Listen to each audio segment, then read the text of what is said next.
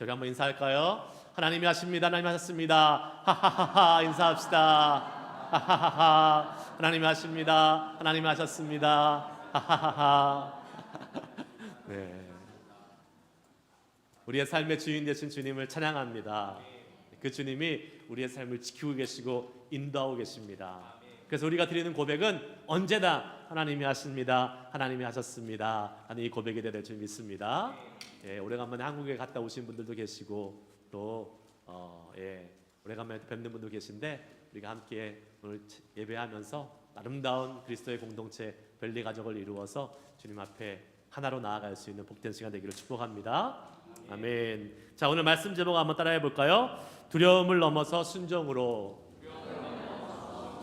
네, 두려움을 넘어서 순종으로라는 제목을 가지고 오늘 함께 말씀 나누려고 합니다. 여러분, 비행기 혹시 타실 때에 비행기 타시기 위해서 게이트에서 기다리고 계실 때에 종종 사람을 급하게 부르는 이러한 어나운스먼이 나오는 것을 여러분 들은 적이 있으실 것입니다. 예.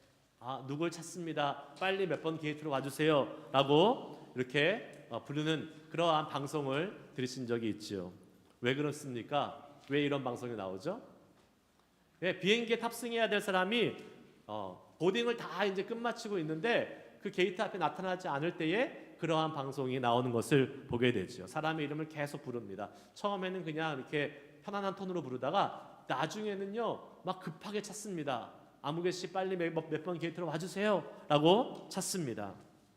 그러다가 계속 나타나지 않으면 마지막에 한 번 이야기합니다. 뭐라고 얘기해요? This is the last call. 예, 마지막 콜이라고 이야기를 합니다. last call이라고 이야기합니다. 그래도 승객이 오지 않으면 그때는 어떻게 하죠? 비행기 문을 닫고 비행기는 출발하게 됩니다. 탑승객이 오지 않았다고 해서 기다리지 않습니다. 그냥 출발하고 맙니다. 여러분, 방송을 하고 얼마간은 기다려주지만 라스트 콜을 해도 오지 않으면 비행기는 여지없이 문을 닫고 출발하는 것을 우리는 알게 됩니다. 여러분, 하나님께서 우리를 기다려주시는 것도 약간 이와 비슷합니다. 왜요? 하나님께서는 부족하고 실수 많은 우리들에게 기회를 계속 주세요. 어떤 기회요? 잘못한 것을 회개하고 죄악으로부터 돌이킬 수 있는 기회를 우리에게 허락해 주십니다. 잘못했다고 해서 곧바로 심판하시는 분이 아니라는 거예요. 돌이킬 기회를 주시는 분, 그것도 충분히 주시는 분이 우리 하나님인 줄 믿습니다. 그 대표적인 예가 바로 예레미야 같은 선지자들을 계속 보내주셔서 하나님의 뜻을 알려주시고 회개할 수 있는 기회를 계속 허락해 주셨던 것입니다. 하지만 그렇다고 해서 회개할 기회가 영원히 있는 것은 아닙니다. 하나님도 라스트 콜을 하실 때가 있어요. 마지막 기회를 주실 때가 있습니다. 그러면 그 마지막 기회는 반드시 잡아야 돼요. 그 마지막 기회를 잡지 못하면 어떻게 됩니까? 하나님의 징계로 넘어가기 때문에 그렇습니다. 여러분, 하나님이 기회 주실 때에, 하나님께서 마지막 기회 주실 때에 그 기회 꼭 잡으시길 축복합니다. 자, 오늘 첫 번째 대지입니다. 한번 따라해 볼까요? 아는 것보다 순종이 중요합니다. 여러분, 오늘 본문 말씀에 주인공 시드기야 왕이 나옵니다. 이 시드기야 왕, 남유다의 마지막 왕이었죠. 이 시드기야 왕에게도 마지막 라스트 콜이 지금 주어지고 있습니다. 그동안 시드기야 왕은요, 예레미야를 통해서 여러 번 하나님의 뜻이 무엇인지를 전달받았어요. 그리고 주변에 있는 신하들을 통해서 간접적으로 수차례 바벨론에게 항복하라는 하나님의 뜻을 알게 되었습니다. 그런데 오늘 다시 예레미야를 만나게 됩니다. 그리고 성경은 본문에서 그 만남이 시드기야 왕에게 마지막 기회였다는 것을 우리에게 알려주고 있습니다. 14절 말씀 한번 읽어보겠습니다. 시작. 시드기야 왕이 사람을 보내어 선지자 예레미야를 여호와의 성전 셋째 문으로 데려오게 하고 왕이 예레미야에게 이르되 내가 내게 한 가지 일을 물으르니 한마디도 내게 숨기지 말라. 아멘. 여러분, 여기서 우리는 시드기야 왕의 모습을 봅니다. 예레미야를 불러다가 다시 하나님의 뜻이 무엇인지를 묻고 있습니다. 한마디도 숨기지 말라라고 이야기를 하고 있는 것을 보게 되죠. 그런데 아까 말씀드린 대로 성경에 보면 이 시드기야 왕은 예레미야로부터 벌써 이미 2차례나 하나님의 뜻이 무엇인지를 전달받았어요. 그 뜻이 뭐예요? 바벨론에게 항복하라는 것입니다. 아니, 도대체 뭘 또 말하라는 건지 이미 예레미야는 시드기야 왕에게 와서 하나님의 뜻을 말했는데 지금 오늘 본문의 시드기야 왕은 예레미야에게 또 와서 하나님의 뜻을 말하라라고 이야기하고 있는 것을 보게 됩니다. 하나님의 뜻을 숨기지 말라라고 또 이야기하고 있어요.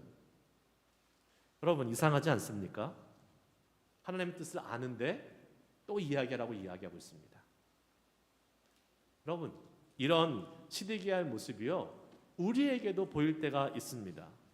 우리는 하나님의 분명하고 확실한 뜻을 알고 있음에도 불구하고 계속 물어볼 때가 있다는 거예요.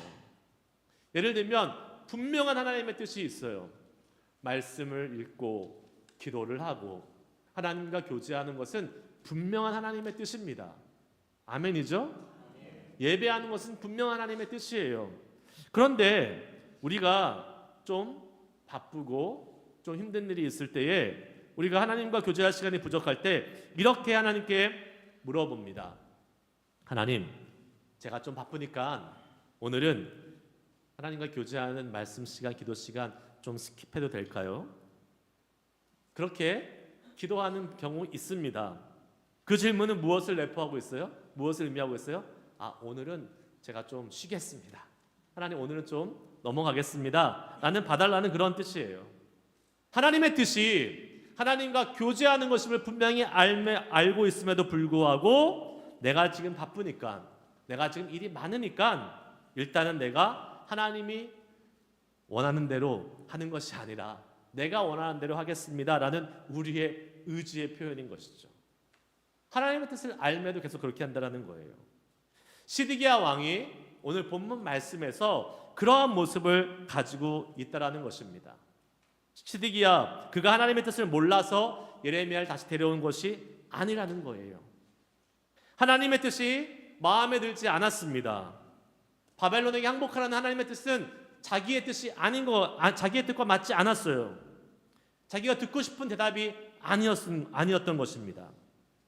그런데 예레미야는 이번에도 동일한 말씀을 시드기야 왕에게 전달하고 있어요.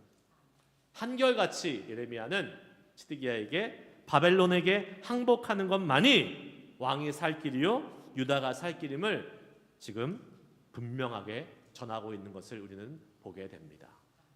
한번 오늘 본문 말씀을 볼까요? 예레미야가 뭐라고 얘기합니까? 17절 18절 말씀 같이 읽습니다. 시작. 예레미야가 시드기야에게 이르되 만군의 하나님이신 이스라엘의 하나님 여호와께서 이와 같이 말씀하시되 내가 만일 바벨론의 왕의 고관들에게 항복하면 내 생명이 살겠고 이 성이 불사름을 당하지 아니하겠고 너와 내 백성이 내가 만일 나가서 바벨론의 왕의 고관들에게 항복하지 아니하면 이 성이 갈대아인의 손에 넘어가리니 그들이 이 성을 불사를 것이며 너는 그들의 손을 벗어나지 못하리라 하셨나이다. 아멘. 시드기야 왕이 듣고 싶었던 내용은요, 바벨론에게 항복하는 것이 아니었어요. 어떻게 하는 것이었습니까? 바벨론과 싸워서 바벨론을 이기고 싶은 마음이 자신의 그 속에 있었어요. 하나님이 도와주시겠다 하고 하는 그 하나님의 약속을 듣고 싶었던 것입니다. 그럼 어쩌면 이것이 더 신앙적이고 믿음이 있는 그러한 표현인 것 같아요. 더 이스라엘의 신앙적인 상황에서 봤을 때 더 상식적인 말 같습니다.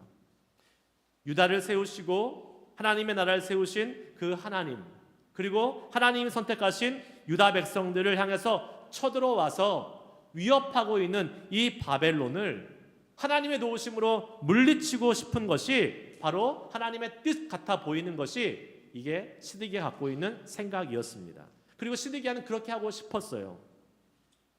그가 처한 정치적 상황도 마찬가지였습니다. 뭐예요?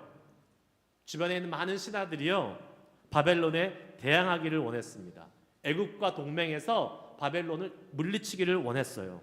그랬기 때문에 정치적으로 지지를 받기 위해서는 바벨론과 싸우는 것이 마땅한 것이라고 시드기야는 생각하고 있었습니다. 그래서 그 말을 듣고 싶었어요. 여러분, 우리도 때때로 시드기야 왕같이 우리가 원하는 대답을 얻기 위해서 하나님을 들들 볶을 때가 있지 않습니까, 여러분? 그렇지 않아요, 여러분? 하나님의 뜻을 구하는 것이 아니라 하나님, 내가 원하는 대답을 해주세요 라고 생각하면서 계속 하나님이 내가 원하는 대답을 해주실 때까지 들들들 볶는 기도를 하는 사람들이 종종 있다는 사실입니다. 나를 향하신 하나님의 뜻을 분명히 알고 있음에도 불구하고 내가 원하는 것과 그것이 다르기 때문에 계속 내가 원하는 답을 하나님께 강요했던 적 여러분 없으신가요? 그러나 그래봤자 자기 손해입니다. 왜요? 하나님은 그 뜻을 꺾지 않으세요. 하나님은 하나님의 뜻대로 반드시 이루시는 분이십니다. 그러니까 하나님의 뜻을 꺾고 내 뜻으로 변해달라고 하나님께 기도하는 것, 땡깡 부리는 것은요, 시간 낭비이고요, 그것은 잘못된 것이죠. 많은 목사님들이 이런 이야기를 하시는 것을 들었어요. 성도님들이 와가지고 상담을 합니다. 그런데 상담을 해서 목사님들한테 조언을 얻고자 기도를 받고자 이렇게 오는데 이미 답을 다 정하고 왔다라는 거예요. 그리고 와서 뭐를 원하는 거예요? 목사님한테 컨펌 받기를 원해요. 목사님, 제가 이러한 마음 가지고 왔는데 이렇게 해주셨으면 좋겠어요. 상담이 아니라 목사님한테 강요하러 온 거예요. 상담을 빌미로 자신의 결정에 대해서 지지와 동의를 얻기 위해서 오신 분들이 많다라는 것입니다. 그러면요, 목사님들 난감합니다. 하나님의 뜻대로 영적으로 지도해 드리고 싶고 기도해 드리고 싶은데 이미 정하고 왔으니까 할 말이 없는 것이죠. 여러분, 오늘 본문을 통해서 우리가 깨달아야 될 것이 있는데 그것이 무엇입니까? 하나님의 뜻을 아는 것보다 하나님의 뜻을 순종으로 행하는 것이 더 중요하다는 사실입니다. 아멘이세요? 예레미야서를 읽어보신 분은 아시겠지만 지금 시드기야는 벌써 여러 차례 하나님의 뜻이 무엇인지를 알았어요. 그런데 그대로 하기 원치 않은 거죠. 그래서 또 예레미야를 불러가지고 지금 하나님의 뜻을, 숨겨진 뜻을 알려달라고 이야기하고 있는 것입니다. 그리고 시드기야 왕은 지금 그 마지막 기회를 갖고 있는 것이지요. 시드기야 왕과 남유다는 비참한 최후의 멸망을 당하지 않을 지금 마지막 기회를 예레미야를 통해서 갖고 있는 것입니다. 이 마지막 기회를 잡았다면 시드기야 본인의 생명을 구했을 뿐만 아니라 남유다도 멸망당하지 않았을 것입니다. 예루살렘 성도, 예루살렘 성전도 보존될 수 있었을 거예요. 하지만 마지막 기회에서 하나님의 말씀에 순종하지 않았기 때문에 시드기야 왕은 비참한 최후를 맞게 됩니다. 예루살렘도 무너지고 예루살렘 성전도 무너지는 아주 비참한 최후를 맞게 되지요. 성경은 뭐라고 기록합니까? 이렇게 말씀합니다. 예레미야 39장 6절에서 8절 말씀을 한번 읽어보겠습니다. 같이 읽습니다. 시작. 바벨론의 왕이 리블라에서 시드기야의 눈앞에서 그의 아들들을 죽였고 왕이 또 유다의 모든 귀족을 죽였으며 왕이 또 시드기야의 눈을 빼게 하고 바벨론으로 옮기려고 사실을 결박하였더라. 갈대아인이 왕궁과 백성의 집을 불사르며 예루살렘 성벽을 헐었고. 아멘. 시드기야 왕은요, 결국 이런 비참한 상황을 맞이하게 됩니다. 얼마나 참혹하고 얼마나 비참하고 안타까운 상황입니까? 성경에는 지금 몇 문장 안 되는 짧은 문장으로 기록되고 있지만 여러분 한번 우리가 이 시드기야의 상황에 들어갔다고 한번 생각해 보십시오. 자식들이 눈앞에서 죽임을 당합니다. 자신의 눈이 뽑혀서 사슬로 결박을 당합니다. 그리고 끌려가요. 예루살렘 성은 무너지고 예루살렘 성전도 무너지게 됩니다. 여러분 얼마나 처참하고 얼마나 끔찍한 결과를 맞이하게 된 것이에요. 시드기야 왕이 예레미야를 통해서 들었던 이 마지막 기회를 잡았다면 이러한 비극은 결코 없었을 것입니다. 여러분, 제 아들들이요, 저에게 하는 말 중에서 가장 많이 반복되는 말이 있습니다. 그게 무슨 말이냐면 I know, I know. 제가 무슨 말만 하면 I know, I know. 예, 안다고 얘기해요. 자기 안 돼요. 예. 그럼에도 불구하고 제가 계속 얘기하는 이유는 무엇일까요? 안다고 하는데 행동으로 행하지 않기 때문에 그렇죠. 저 첫째 아들이 이렇게 어렸을 때 중학교 정도 되었을 때 제가 이제 야, 너 나중에 하이스쿨 가서 공부 많이 해야 되는데 그러려면 체력이 좀 필요하다. 그러니까 미리 운동도 좀 열심히 하면 좋겠다. 근데 저희 첫째는 움직이는 걸 별로 안 좋아해요. 그래서 제가 운동 좀 해라 그러면 뭐라고 대답해요? I know, I know. 예. 제 속에서는 사실은 열불이 나요. 왜요? 예라고 대답해야 되는데 미국 애들 그렇게 대답 안 하잖아요. I know, I know. 예. 근데 운동을 해요, 안 해요? 안 해요, 안 합니다. 예, 늘 하는 말이 그냥 I know, I know. 아는 것과 행하는 것은 완전히 다른 것이에요. 아버지로서 제가 얼마나 답답하겠습니까? 여러분, 아는 것으로 끝나면 그것은 아무것도 아닙니다. 아무런 결과가 없어요. 아무런 유익이 없어요. 그 자체는 아무것도 아니에요. 사랑이 없으면 아무것도 아닌 것처럼 아는 것만으로는 아무것도 아닙니다. 여러분, 하나님의 말씀도 마찬가지 아닐까요? 하나님의 말씀을 알기만 하고 그 말씀에 순종하며 행하지 않으면 아무것도 아니라는 거예요. 오히려 더 위험할 수 있습니다. 내가 하나님의 말씀을 안다고 생각해서 교만해질 수 있어요. 내가 알고 있는 그 말씀으로 인해서 내 자신이 자신감으로 가득 차올 수 있어요. 근데 그 알기만 하고 행하지 않는 그 말씀은 아무런 능력이 없는 말씀이 된다는 거예요. 마태복음 7장 26절에서 27절 말씀은 이렇게 우리에게 말씀하고 있습니다. 한번 읽어보겠습니다. 시작. 나의 이 말을 듣고 행하지 아니하는 자는 그 집을 모래 위에 지은 어리석은 사람 같으니 비가 내리고 창수가 나고 바람이 불어 그 집에 부딪힘에 무너져 그 무너짐이 심하니라. 아멘. 하나님의 말씀을 어떻게 해요? 듣고 뭐하지 않으면 행하지 않으면, 들었다는 것은 뭐예요? 알았다는 거잖아요. 그런데 그것을 행하지 않으면 그 집을 어디 위에 지은 자 같다고요? 모래 위에 지은 자 같다라고 말씀하고 있습니다. 모래 위에 지은 어리석은 자라고 성경은 말씀하고 있어요. 시드기야 왕이 바로 그런 사람이었습니다. 예레미야를 통해서 하나님의 뜻을 들었어요. 듣고 그러나 행하지 않았다는 것입니다. 어리석은 사람이었어요.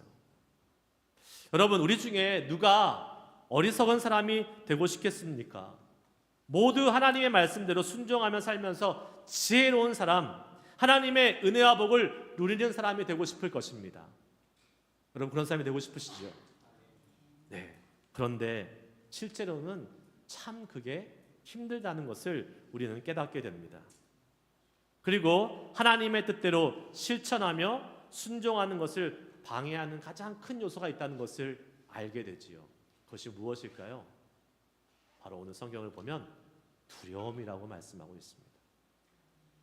자, 두 번째 교훈을 한번 따라해 보겠습니다. 두려움을 말씀으로 이기고 순종으로 나아갑시다. 오늘 말씀에 시드기야 왕이 예레미야 선지자의 말씀대로 행하지 못한 이유가 나오고 있는데 그것이 두려움이라는 사실을 우리는 캐치할 수 있습니다. 무슨 두려움이었을까요? 시드기왕이 갖고 있었던 두려움은 무슨 두려움이었을까요? 사람에 대한 두려움이었습니다. 사람에 대한 두려움. 예레미야를 부를 때부터 그는 두려움에 사로잡혀 있었어요. 사람들을 두려워하는 그 두려움 때문에 시드기왕이 예레미야를 부를 때 어떻게 부릅니까? 은밀하게 불렀다라고 말하고 있습니다. 14절에 보면 예레미야를 어디를 통해서 데려오게 합니까? 성전 셋째 문을 통해서 데려오게 합니다. 성전 셋째 문 어떤 문인지 아세요? 거기는 다른 사람이 지나다닐 수 없는 문이에요. 왕이 지나다닐 수 있는 문이에요. 오직 왕만이 지나다닐 수 있는 문입니다. 그러니까 그 말은 뭐예요? 예레미야가 오는 것을 아무도 들키지 않게 은밀하게 지금 부르고 있다는 것이죠. 또한 16절을 보면 시드기야 왕이 예레미야에게 비밀이 맹세했다라는 것을 보게 됩니다. 비밀이 맹세하면서 예레미야의 생명을 보존하겠다는 약속을 하는 것을 보게 되죠. 비밀이 맹세했던 것도 무엇입니까? 남들에게 알려지기를 원치 않았다라는 사실이죠. 그가 얼마나 사람들의 눈치를 보고 있는지를 잘 보여주고 있는 것입니다. 그러면서 특별히 19절 말씀에 예레미야가 사람들을 향한 두려움 가운데 사로잡혀 있음을 정확하게 알려주고 있는 구절이 나옵니다. 19절 말씀 같이 한번 읽어보겠습니다. 시작. 시드기야 왕이 예레미야에게 이르되 나는 갈대아인에게 항복한 유다인을 두려워하노라. 염려하건대 갈대아인이 나를 그들의 손에 넘기면 그들이 나를 조롱할까 하노라 하는지라. 아멘. 예레미야를 통해서 하나님의 뜻을 다시 확인했음에도 불구하고 시드기야는 그 뜻을 행하지 못하겠다고 하는데 그 이유를 지금 19절에서 분명히 말하고 있습니다. 자신이 사람들로부터 뭘 당할까 봐요? 조롱을 당할 것 같은 두려움이 있었다는 것이죠. 이미 유다 백성들 중에서요, 지금 바벨론에게 항복한 사람들이 있었습니다. 바벨론이 지금 쳐들어와서 예루살렘 성을 포위하고 지금 시간이 1년 반이나 지났어요. 그러니까 먼저 투항하고 항복한 유다 사람들이 있었던 것입니다. 만일 시드기야 왕이 바벨론에게 항복해서 자신이 유대인들에게 넘겨진다면 이 먼저 항복한 유대인들로부터 자신이 당할 일이 두려웠던 것입니다. 자신이 당할 조롱이 두려웠던 것이에요. 뿐만 아닙니다. 시드기야 왕 주변에 있는 많은 관료들, 고관들은 이들이 친애굽 정책을 지지하는 사람들이었기 때문에 그들이 또한 무서워서 바벨론 왕에게 항복하지 못하겠다는 모습을 보여주고 있는 것이지요. 결국은 사람들이 무서워서 하나님의 뜻을 알게 되었음에도 불구하고 하나님의 뜻을 행하지 못하는 모습을 보여주고 있는 것입니다. 여러분, 사람이 두려움을 갖는 것은 자연스러운 일입니다. 사람은 누구나 연약하기 때문에 두려움을 갖는 것은 이상한 일이 아니에요. 우리 안에 두려움이 몰려올 때에 그 두려움을 막을 수는 없습니다. 그러나 중요한 것은 뭐예요? 그 두려움을 우리 가운데 계속해서 놔둬서는 안 된다는 것이죠. 두려움이 찾아오는 것을 막을 수는 없지만 그 두려움이 우리 가운데 와서 자리 잡지 못하도록 우리는 그 두려움을 물리쳐 내야 되는 것입니다. 왜 그렇습니까? 두려움이 한번 자리 잡게 되면 제대로 된 판단과 행동을 할 수 없게 돼요. 오늘 시드기야 왕처럼 말이에요. 시드기야 왕이 바로 그런 사람이 되어버린 것입니다. 사람들이 두려워서 아무것도 하지 못하고 우유부단하게 되었어요. 하나님의 말씀에 따르지 못하다가 결국은 어떻게 됩니까? 비극적인 최후를 맞이하게 되는 심판을 경험하게 되는 것이죠. 그래서 성경은 우리에게 뭐라고 말씀합니까? 하나님께서는 우리에게 뭐라고 계속 말씀하세요? 두려워하라고 말씀하세요? 두려워하지 말라고 말씀하십니까? 두려워하지 말라라고 말씀하고 계십니다. 왜요? 두려움이 있으면 하나님의 뜻에 순종할 수 없게 됩니다. 하나님의 뜻에 순종하지 않은 않으면 어떻게 돼요? 어리석은 사람이 되고 하나님의 능력과 복을 경험하지 못하게 된다는 것이에요. 우리가 그런 사람 되지 않기를 축복합니다. 시디기야 왕의 모습을 반면교사를 삼아서 우리는 사람을 두려워하지 말고 하나님의 뜻을 순종하며 살아갈 수 있는 사람들이 될 수 있기를 주의 이름으로 축복합니다. 그러기 위해서 어떻게 해야 돼요? 두려움, 내가 두려워하지 않을 거야 이러면 두려움이 사라집니까? 아니에요. 우리는 다 연약한 사람이에요. 그래서 우리는 뭘 의지해야 됩니까? 하나님의 말씀을 의지해야 됩니다. 능력이 많으신, 능력이 강하신 하나님의 그 말씀을 의지하면 우리 가운데 두려움이 사라짐을 믿습니다. 그 중에 한 말씀을 한번 읽기 원합니다. 요한일서 4장 18절 말씀. 우리 한번 큰 소리로 선포하며 읽어봅시다. 시작. 사랑 안에 두려움이 없고 온전한 사랑이 두려움을 내쫓나니 두려움에는 형벌이 있음이라. 두려워하는 자는 사랑 안에서 온전히 이루지 못하였느니라. 아멘. 어디 안에 두려움이 없어요? 사랑 안에 두려움이 없다라고 말하고 있습니다. 그리고 무슨 사랑? 온전한 사랑이 뭘 내쫓아요? 두려움을 내쫓는다라고 말하고 있습니다. 믿으십니까, 여러분? 온전한 사랑이 뭐예요? 바로 예수 그리스도이십니다. 우리를 향해서 십자가에서 온 몸과 피를 다 찢기고 흘리신 예수님의 그 사랑이 우리 가운데 있을 때에 우리는 두려움을 내쫓을 수 있는 것입니다. 여러분, 나의 힘으로 내쫓을 수 없습니다. 그러나 십자가에 달리신 예수님, 우리를 위해서 완전하고 온전한 사랑을 베풀어 주신 그 예수님의 사랑 가운데 거할 때에 우리는 그 주님의 사랑으로 인해서 어떠한 두려움도 물리치고 내쫓고 살아갈 수 있는 담대함이 주어질 줄 믿습니다. 이제 말씀 마치기 원합니다. 하나님의 뜻을 아는 것에 멈추지 말고 순종으로 나아갈 수 있는 우리가 되어야 될 줄 믿습니다. 그것을 막는 두려움은 우리가 하나님의 복을 누리는데 가장 큰 방해가 되는 장애물인 것입니다.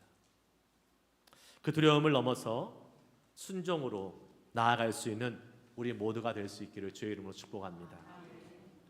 여러분, 내가 일이 바빠서 하나님과 교제하는 시간을 내면 그 일 때문에 하나님과 교제하는 그것 때문에 내 일이 지장이 있을 것 같은 혹시 두려움이 있으십니까? 내가 주님을 위하여 시간을 내서 봉사하면 내 직장과 가정생활에 지장이 있을 것 같은 두려움이 혹시 있으십니까? 내가 복음을 전하면 주변 사람들이 나를 이상하게 여기고 나를 미친 사람처럼 취급할 것 같고 그래서 내가 인간관계가 어려워질 것 같은 두려움이 있으십니까? 여러분, 그런 두려움이 우리를 사로잡히게 하지 말도록 담대하게 하나님의 말씀을 신뢰하며 나아가시길 주의 이름으로 축복합니다. 그분의 말씀에 순종하는 사람이 되시기를 축복합니다. 그럴 때 소망이 있는 것입니다. 그럴 때 두려움을 넘어서 순종을 통해 하나님이 베푸시는 모든 복을 누릴 수 있는 우리 모두가 될 수 있기를 주의 이름으로 축복합니다.